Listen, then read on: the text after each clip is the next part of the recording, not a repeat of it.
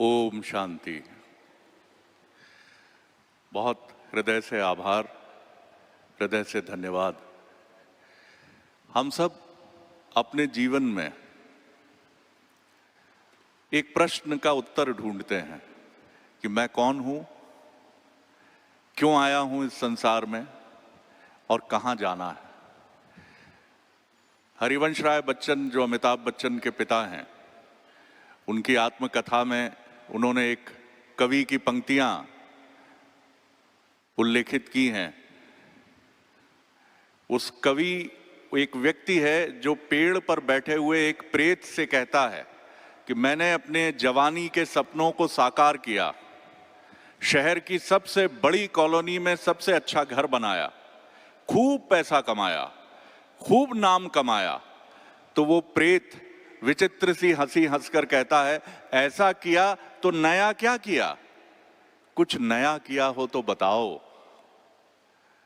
हम सब नाम कमाने के लिए काम करते हैं, धन कमाने के लिए काम करते हैं, लेकिन ये प्रश्न कोई पूछता रहता है, नया क्या किया?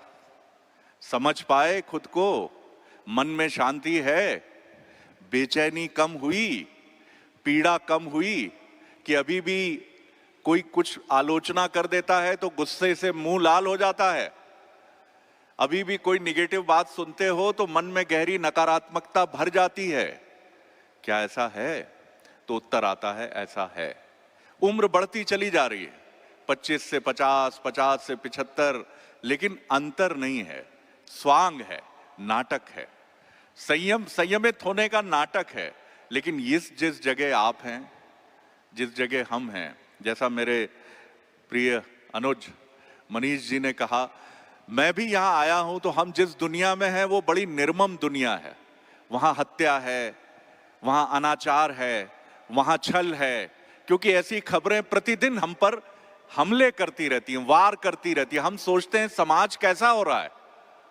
ऐसी ऐसी घटनाएं, पुत्र ने माता पर प्रहार किया, पिता को मारा, और इससे जघन्य घटनाएं। हम भी मनुष्य हैं, हमें लगता है दुनिया क्या विश्वास के योग्य है।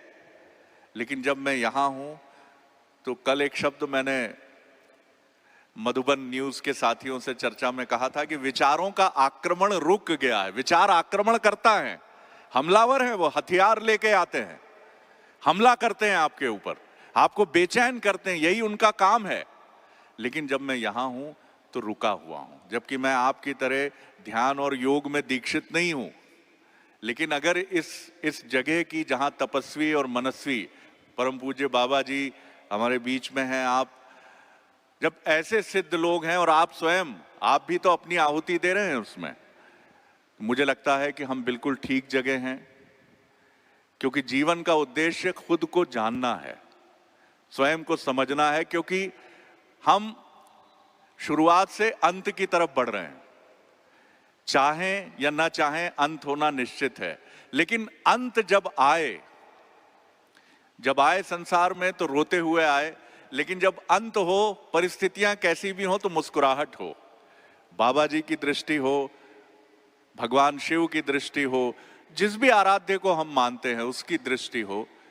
बहुत शुभकामनाएं आपको, बहुत आनंद आया, बहुत बहुत धन्यवाद।